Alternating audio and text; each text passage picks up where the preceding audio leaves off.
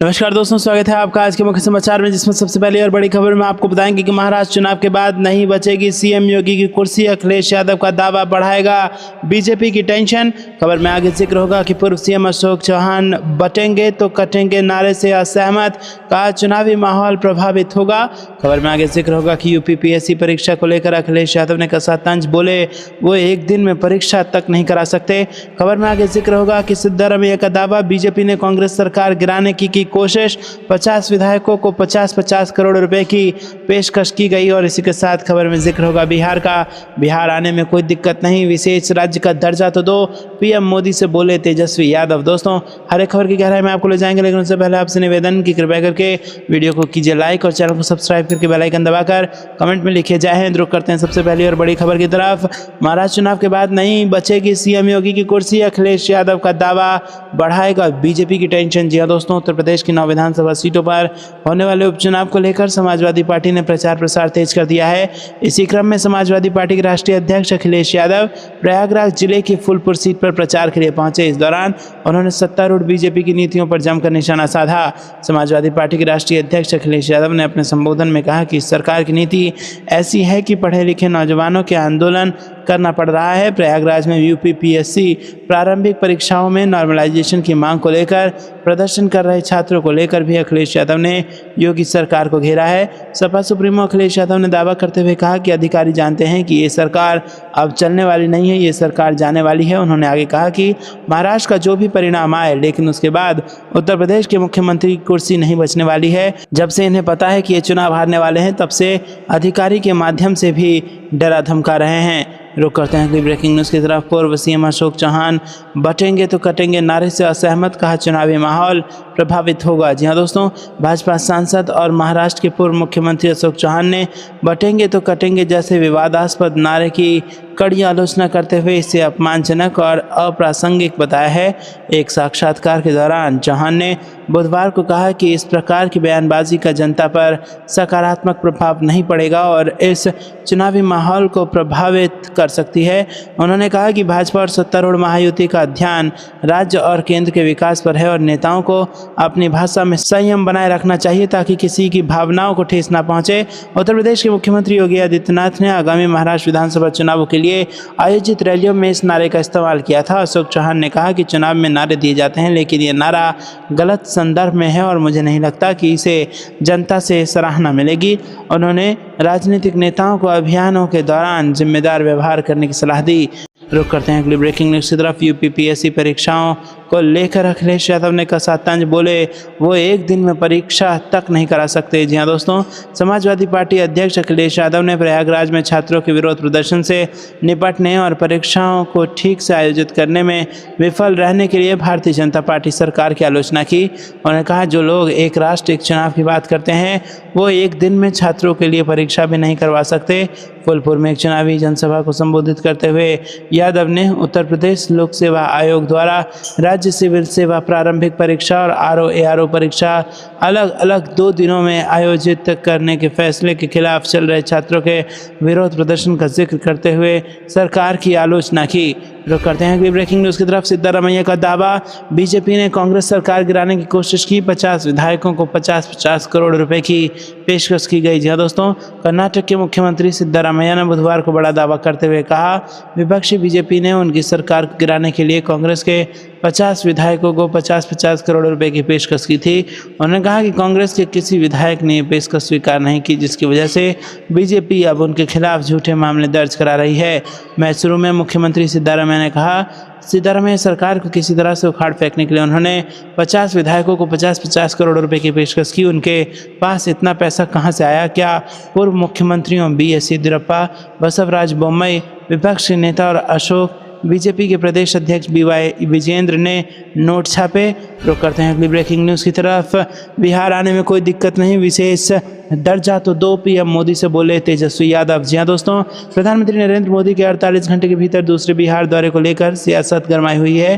पूर्व deputy CM और राष्ट्रीय जनता दल के नेता तेजस्वी यादव ने पीएम मोदी पर तंज कसा है। उन्होंने कहा कि प्रधानमंत्री के बाहर आने में कोई दिक्कत नहीं है, मगर राज्य को विशेष दर्जा या विशेष पैकेज तो देना चाहिए। तेजस्वी ने कहा कि मुख्यमंत्री नीतीश कुमार लगातार पीएम मोदी से मिल रहे हैं, उन्हें भी बोलना चाहिए देश भर में जातिगत जनगणना कराई जाए। अभी तक जनगणना ही नहीं हुई है, उसी में एक कॉलम जाति का जोड़ना है। तेजस्वी यादव ने गुरुवार को मीडिया से बातचीत में मुख्यमंत्री नीतीश कुमार के पीएम मोदी के पैर छूने पर तंज कसा। उन्होंने कहा कि सीएम को हर किसी के पैर वो छू रहे हैं, वो अधिकारी तक के पैर छूने लग जा रहे हैं। ऐसे में प्रधानमंत्री के पैर छूने में कोई दिक्कत नहीं है। नीतीश पर हमला बोलते हुए उन्होंने कहा कि सीएम ने पलटी मारने के साथ ही अपनी विचारधारा को भी पलट दिया। रुक करते हैं अगली ब्रेकिंग न्यूज़ की तरफ। महाराष्ट्र में तो सीएम ही हैक हो गया। धारावी में चुनाव प्रचार में पहुंचे कन्हैया कुमार महायुति पर जमकर बरसे। जी हाँ दोस्तों, महाराष्ट्र विधानसभा चुनाव के मद्देनजर कांग्रेस नेता कन्हैया कुमार प्रदेश के धारावी में पहुंचे हुए हैं, जहां उन्होंने सत्ता पर काबिज महायुति सरकार पर निशाना साधते हुए जनता के बीच में जोरदार भाषण दिया। कन्हैया कुमार ने कहा कि महायुति की नज़र जनता की संपत्ति पर है, इसलिए इन पर भरोसा मत करना। कांग्रेस नेता कन्हैया कुमार ने कहा कि मैं पहले भी धारावी आ चुका हूं और जो मैंने पहले कहा था वही कह रहा हूं कि महाराष्ट्र में शिवसेना तोड़ दी गई, राष्ट्रवादी कांग्रेस पार्टी को तोड़ दी गई। कांग्रेस के कई सारे नेता जिनको बीजेपी चोर कहा करती थी, वो सब भाजपा में शामिल हो गए हैं। ये सारे लोग इसलिए इकट्ठा हुए हैं क्योंकि धारावी के लोगों की ज़मीन, उनके घर और उनके बिजनेस पर महायुति की नज़र है। कन्हैया कुमार ने कहा कि कांग्रेस पार्टी ने देश को आज़ादी दिलाई है। देश में जब भी कोई आँच आएगी तो सबसे पहले पंक्ति में देश के बचाने के लिए कांग्रेस नजर आएगी। धारावी के लोग जानते हैं कि कांग्रेस पार्टी के लोग लोगों के सुख दुख में खड़े होते हैं। हमने पहले भी कहा था और अभी भी कह रहे हैं कि अगर धारावी के लोगों पर कोई संकट आएगा तो राहुल गांधी ने कहा है कि कांग्रेस का एक एक कार्यकर्ता मिलकर धारावी को बचाएगा। रुक करते हैं अगली ब्रेकिंग न्यूज़ की तरफ। कांग्रेस ने बीजेपी पर लगाया गंभीर आरोप। विजयपुर के 37 मतदान केंद्रों पर पुनर्मतदान की मांग। जी हाँ दोस्तों, कांग्रेस के मध्य प्रदेश की विजयपुर विधानसभा सीट पर हुए उपचुनाव में 37 मतदान केंद्रों में पुनर्मतदान की मांग की है। कांग्रेस ने इस बाबत एक पत्र मुख्य निर्वाचन पदाधिकारी को भेजा है। कांग्रेस ने आरोप लगाया है कि सत्तारूढ़ दल भाजपा ने अपनी सरकार का दुरुपयोग कर मतदान को प्रभावित किया है। दरअसल मुख्य निर्वाचन पदाधिकारी को भेजे पत्र में कांग्रेस ने आरोप लगाते हुए लिखा कि 13 नवंबर 2024 को विजयपुर विधानसभा का मतदान संपन्न हुआ, लेकिन समूचे क्षेत्र में सत्तारूढ़ भारतीय जनता पार्टी के संरक्षण में भाजपा नेताओं, असामाजिक तत्वों एवं बाहरी राज्यों से चुनाव प्रचार के नाम पर आए आपराधिक प्रवृत्ति के लोगों द्वारा 37 मतदान केंद्रों पर फर्जी मतदान कराया गया है। मतदाताओं को उनके मताधिकार से वंचित किया गया तथा प्रशासन मौन बना रहा, जिसकी शिकायत कांग्रेस प्रत्याशी द्वारा कर दी गई है।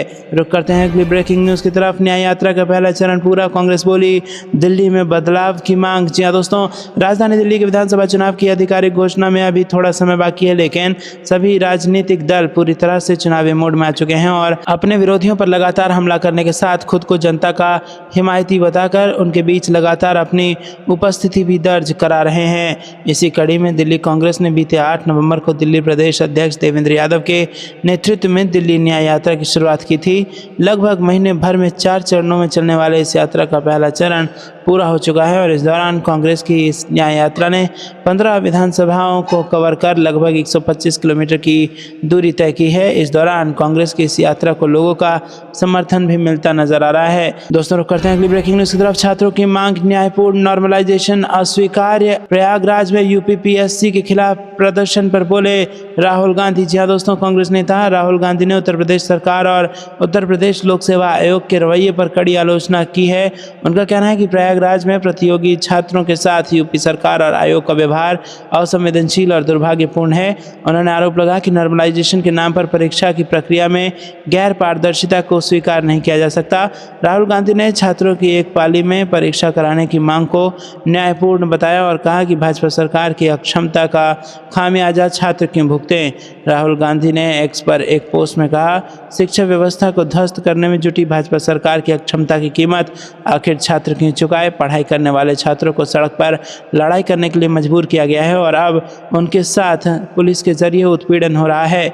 रुक करते हैं अगली ब्रेकिंग न्यूज़ की तरफ। हेट स्पीच के लिए बीजेपी जिम्मेदार, महाराष्ट्र में हार देख आरोप प्रत्यारोप पर उतरी पार्टी, इमरान मसूद का आरोप। जी हाँ दोस्तों, उत्तर प्रदेश के सहारनपुर से सांसद और कांग्रेस नेता इमरान मसूद ने भड़काऊ बयान के लिए बीजेपी को जिम्मेदार ठहराया है। उन्होंने कहा है कि हेट स्पीच के सभी नारे बीजेपी के दिए हुए हैं। IANS से बातचीत में कांग्रेस सांसद ने कई मुद्दों पर राय रखी। वायनाड में प्रियंका गांधी की जीत को पक्का बताया तो हेट स्पीच का पूरा ठीकरा बीजेपी पर फोड़ा। महाराष्ट्र कांग्रेस अध्यक्ष नाना पटोले द्वारा बीजेपी पर हमले का भी मसूद ने बचाव किया। उन्होंने कहा कि हेट स्पीच बीजेपी के लोग देते हैं, हमारी तरफ से कोई हेट स्पीच नहीं दी गई है, सारे के सारे नारे बीजेपी के दिए हुए हैं। हम चाहते हैं कि देश में सभी लोग भाईचारे और मोहब्बत के साथ रहें और हम किसी को बांटने और काटने की बात नहीं करते। हम तो तरक्की की बात करने वाले लोग हैं। कोई नहीं कह सकता है कि कांग्रेस के नेताओं ने भड़काऊ भाषण दिया है। महाराष्ट्र में बीजेपी को वोटिंग कार्ड चल नहीं रहा है, इसलिए ये लोग अब ऐसे आरोप प्रत्यारोप पर उतर आए हैं। तो दोस्तों, आपको क्या कुछ लगता है कमेंट में जरूर बताइए। वीडियो को लाइक नहीं किया तो लाइक जरूर कीजिएगा। रुक करते हैं अगली ब्रेकिंग न्यूज़ की तरफ। बुलडोजर एक्शन पर लगा सुप्रीम ब्रेक, विपक्ष ने सरकार को दिखाया आईना, फैसले का किया स्वागत। जी हाँ दोस्तों, सुप्रीम कोर्ट ने बुलडोजर एक्शन के मामले में बुधवार को अहम फैसला सुनाया है। कोर्ट ने कहा कि ये पूरी तरह कानून का उल्लंघन है। कोर्ट ने कहा कि सिर्फ किसी के आरोपी या दोषी होने के आधार पर घर को नहीं गिराया जा सकता है, घर ही उस व्यक्ति की अंतिम सुरक्षा होती है। इस फैसले पर विपक्ष के नेता ने स्वागत किया है। कांग्रेस के प्रदेश अध्यक्ष अजय राय ने कहा कि निश्चित तौर पर सर्वोच्च न्यायालय के इस फैसले का हम सब स्वागत करते हैं और इसके लिए हम उनका धन्यवाद भी देते हैं। सुप्रीम कोर्ट ने जैसा कहा कि दोषी साबित होने के बाद भी घर नहीं गिराया जा सकता है क्योंकि उस घर में रहने वाले अन्य परिजन दोषी नहीं हैं। हम दिल की गहराई से सर्वोच्च न्यायालय के इस फैसले का स्वागत करते हैं। आज़ाद समाज पार्टी के राष्ट्रीय अध्यक्ष चंद्रशेखर आज़ाद ने कहा, यह भाजपा की उत्तर प्रदेश की सरकार को जोरदार तमाचा है कि बिना दोषी सिद्ध हुए या कोर्ट के निर्णय के आप किसी का घर नहीं गिरा सकते हैं। मैं इसके लिए सुप्रीम कोर्ट का धन्यवाद देता हूं। कांग्रेस नेता सुप्रिया श्रीनेत ने कहा कि सुप्रीम कोर्ट ने सरकार को आईना दिखाने का काम किया है। सर्वोच्च न्यायालय ने पूरी तरह से कानून को प्राथमिकता दी है। सुप्रीम कोर्ट ने यह भी कहा कि दोषी और आरोपी को सजा दी जाए, ना कि उसे परिवार को। मैं आशा करती हूं कि उत्तर प्रदेश की और तमाम भाजपा की सरकारें इसका अनुसरण करते हुए ये कुकृत्य को बंद करेंगी। रुक करते हैं अगली ब्रेकिंग न्यूज़ की तरफ, जहां पर आपको बता दें कि संविधान को खत्म करने के लिए 24 घंटे काम कर रहे हैं बीजेपी RSS। राहुल गांधी ने लगाया यह आरोप। जी हाँ दोस्तों, कांग्रेस नेता राहुल गांधी ने मंगलवार को दावा किया कि बीजेपी और राष्ट्रीय स्वयंसेवक संघ संविधान को खत्म करने के लिए 24 घंटे काम कर रहे हैं।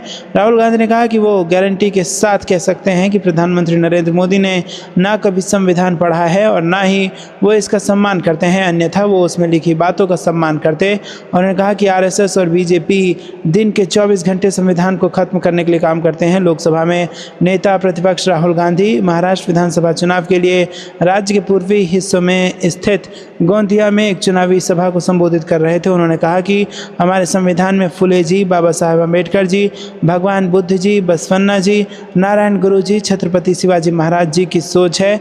संविधान में एकता, मोहब्बत, समानता है, हर धर्म का आदर है, इसमें कहीं भी नफरत की बात नहीं लिखी है। मैं गारंटी के साथ कहता हूं कि नरेंद्र मोदी ने इसे पढ़ा भी नहीं होगा, क्योंकि अगर उन्होंने संविधान को पढ़ा होता तो इसमें लिखी बातों का वो सम्मान करते। दोस्तों, रुक करते हैं अगली ब्रेकिंग न्यूज़ की तरफ। शिवसेना युवरी चीफ और महाराष्ट्र के पूर्व CM उद्धव ठाकरे ने कहा कि अगर उनकी सरकार नहीं गिरी होती तो वो फिर किसानों का कर्ज माफ़ कर देते। दोस्तों, आपको बता दें कि उद्धव ठाकरे ने महाविकास अघाड़ी के बागियों से अपनी निजी महत्वाकांक्षी योजनाओं को अलग करके महाराष्ट्र के हित में बड़े सपने देखने की अपील की। उन्होंने कहा कि सीट बंटवारे को लेकर खींचतान हो सकती है, लेकिन गठबंधन के सहयोगियों को एकता बनाए रखनी है। कांग्रेस पार्टी और हम दोनों ही कुछ सीटों को चाहते हैं, लेकिन जब राज्य के हित के लिए काम करना चाहते हैं तो हमें गठबंधन धर्म का पालन करना होगा। हमारे सभी महाविकास अघाड़ी सहयोगी नेता निजी हित को साइड में रखकर हटाकर महाराष्ट्र के कल्याण को लेकर बड़े सपने देख रहे हैं। रुक करते हैं अगली ब्रेकिंग न्यूज की तरफ। सीएम हेमंत सोरेन का आरोप, झारखंड की छवि खराब करने की पूरी कोशिश कर रही है बीजेपी। जी हां दोस्तों, आपको बता दें कि झारखंड के मुख्यमंत्री हेमंत सोरेन ने बुधवार को आरोप लगाया कि भारतीय जनता पार्टी झूठे प्रचार के माध्यम से उनकी और राज्य की छवि खराब कर रही है। बीजेपी ने सोरेन के आरोपों पर पलटवार करते हुए कहा कि झामुमो नेता ने विधानसभा चुनाव में पहले ही हार मान ली है। मुख्यमंत्री हेमंत सोरेन ने आरोप लगाया कि बीजेपी राज्य में झारखंड मुक्ति मोर्चा नीति गठबंधन सरकार के खिलाफ प्रचार करने के लिए विभिन्न सोशल मीडिया मंचों पर करोड़ों रुपए खर्च कर रही है और उसने 95,000 व्हाट्सएप ग्रुप बनाए हैं।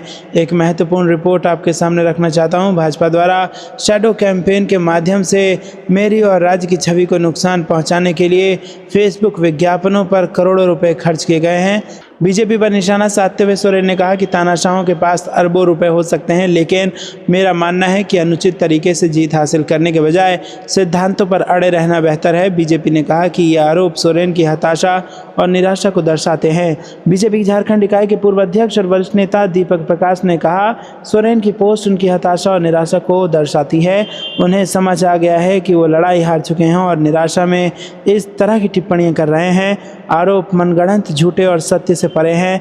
ये आरोप ऐसे समय लगाए गए जब राज्य में पहले चरण के तहत 81 विधानसभा क्षेत्रों में से 43 सीट के लिए मतदान हो रहे हैं। सोरेन ने कहा कि मैं आपके समक्ष एक महत्वपूर्ण रिपोर्ट पेश करना चाहता हूं। बीजेपी द्वारा छद्म प्रचार के माध्यम से मेरी और राज्य की छवि को खराब करने के लिए फेसबुक पर विज्ञापन पर करोड़ों रुपए खर्च किए गए हैं। रुक करते हैं अगली ब्रेकिंग न्यूज़ की तरफ। झारखंड से राहुल गांधी का वादा, बीजेपी ने जितना पैसा अरबपति मित्र को दिया, इंडिया गठबंधन उससे ज़्यादा महिलाओं और किसानों को देगा। जी हाँ दोस्तों, झारखंड विधानसभा चुनाव के पहले चरण के मतदान से एक दिन पहले मंगलवार को कांग्रेस नेता राहुल गांधी ने राज्य के लोगों को वादा किया है कि बीजेपी ने अपने अरबपति मित्र को जितना पैसा दिया है उससे अधिक पैसा इंडिया गठबंधन महिलाओं, युवाओं, किसानों और गरीबों को देगा। उन्होंने कहा कि झारखंड में इस गठबंधन ने महिलाओं की ज़रूरतों को पूरा करने के लिए उनकी सम्मान राशि बढ़ाकर 2500 रुपये करने का फैसला किया है।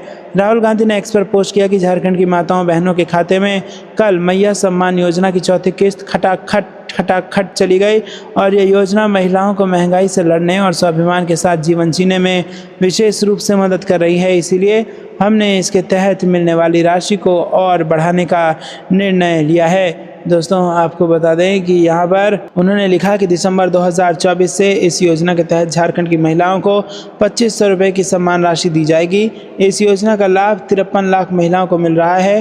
पूर्व कांग्रेस अध्यक्ष ने कहा कि मैंने पहले भी कहा था और फिर दोहरा रहा हूँ, बीजेपी ने जितना पैसा अपने अरबपति मित्रों को दिया है उससे ज़्यादा इंडिया गठबंधन महिलाओं, युवाओं, किसानों और गरीबों को उनकी ज़रूरत को पूरा करने के लिए देगा। झारखंड में 81 सदस्यीय विधानसभा के लिए 13 और 20 नवंबर को 2 चरणों में हो रहे चुनाव में कांग्रेस और झारखंड मुक्ति मोर्चा गठबंधन राज्य की सत्ता में फिर से लौटने के लिए पूरी कोशिश कर रहा है, जबकि बीजेपी उसे सत्ता से बेदखल करने की जी तोड़ कोशिश कर रही है। चुनाव परिणाम की घोषणा 23 नवंबर को की जाएगी। रुक करते हैं अगली ब्रेकिंग न्यूज़ की तरफ, जहां पर आपको बता दें कि आदेश का पालन न होने पर बिफरा सुप्रीम कोर्ट, कहा हम गृह मंत्री को भी कोर्ट लाएंगे। जी हाँ दोस्तों, सुप्रीम कोर्ट ने केंद्र शासित प्रदेश पुडुचेरी के सजा समीक्षा बोर्ड को कड़ी फटकार लगाई है। कोर्ट ने यह कहकर अदालत के पूर्व निर्देश के बावजूद एक दोषी की माफ़ी याचिका पर विचार करने में विफल रहने पर लगाई, साथ ही कड़ी चेतावनी भी दी।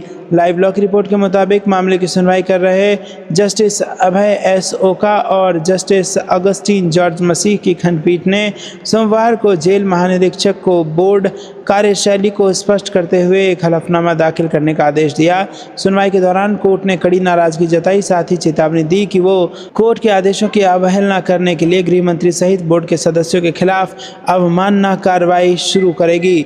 रुक करते हैं अगली ब्रेकिंग न्यूज़ की तरफ। बुलडोजर एक्शन पर सुप्रीम फैसला, मायावती बोली खत्म होगा आतंक, सांसद चंद्रशेखर बोले ये यूपी सरकार को तमाचा। जी हाँ दोस्तों, आरोपियों के खिलाफ राज्य सरकारें बुलडोजर एक्शन पर सुप्रीम कोर्ट के दिए गए निर्णय का बसपा सुप्रीमो मायावती ने स्वागत किया है। उन्होंने कहा कि उम्मीद है कि इससे बुलडोजर का छाया आतंक अब खत्म होगा। उन्होंने एक्स पर बयान जारी कर कहा कि माननीय सुप्रीम कोर्ट के बुलडोजर विध्वंसों से जुड़े आज के फैसले व इससे संबंधित कड़े दिशा निर्देशों के बाद ये उम्मीद की जानी चाहिए कि यूपी व अन्य राज्य सरकारें जनहित व जन कल्याण का सही व सुचारू रूप से प्रबंधन करेंगी और बुलडोजर का जो आतंक छाया हुआ है वो अब ज़रूर समाप्त होगा। बुधवार को सुप्रीम कोर्ट ने आरोपियों के खिलाफ बुलडोजर एक्शन पर रोक लगाने की मांग करने वाली याचिकाओं पर सुनवाई करते हुए कहा कि कार्यपालिका न्यायाधीश नहीं बन सकती है। बिना प्रक्रिया आरोपी का घर तोड़ना असंवैधानिक है। यहाँ तक कि दोषी पाए जाने पर भी सजा के तौर पर उनकी संपत्ति नष्ट नहीं की जा सकती है। सुनवाई से पहले आरोपी को दंडित नहीं किया जा सकता है। अधिकारियों द्वारा पद का दुरुपयोग करने पर उन्हें दंडित किया जाएगा और घर तोड़ने पर संतुष्ट करना होगा कि यही एकमात्र न्याय का मार्ग है। तो दोस्तों, आपको क्या कुछ लगता है कमेंट में जरूर बताइए। वीडियो को लाइक नहीं किया तो लाइक जरूर कीजिएगा। रुक करते हैं अगली ब्रेकिंग न्यूज़ की तरफ। बटेंगे तो कटेंगे के नारे से बीजेपी के सहयोगी दल दूर हो चुके हैं और अजीत पवार के बाद अब शिंदे सेना ने भी कह दिया है कि महाराष्ट्र में ये सब नहीं चलेगा। जी हाँ दोस्तों, उत्तर प्रदेश के मुख्यमंत्री योगी आदित्यनाथ के नारे बटेंगे तो कटेंगे से बीजेपी के सहयोगी दल ने कन्नी काट ली है। यहाँ पर महाराष्ट्र के विधानसभा चुनाव में बीजेपी भले ही ये नारा चला रही हो, लेकिन महायुति गठबंधन के साथी दल इसे लेकर सावधान है।